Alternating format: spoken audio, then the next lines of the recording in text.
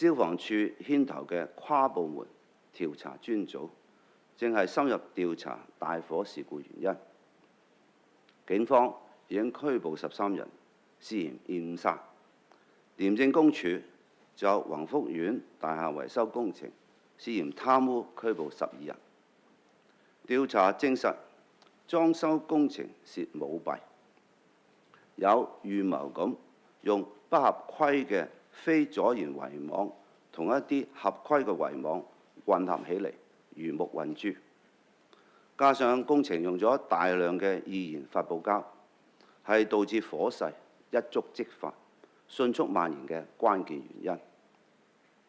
我希望警方同廉署嘅聯合調查能夠早日完成，盡快將疑犯控訴到法庭，同時調查其他關聯人，將所有需要負上責任嘅人都繩之於法。我要求調查到底，認真改革，化悲憤為改革力量，打破利益藩籬，不論涉及任何人，都一問到底，追責到底。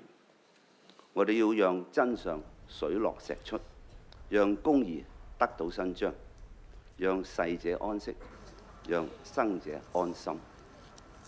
呢一場大火反映維修建築工程從施工到監督都出現嚴重疏忽，多個環節都出現失誤嘅問題。我哋必須作系統性改革。唔該，各位傳媒朋友，唔該晒。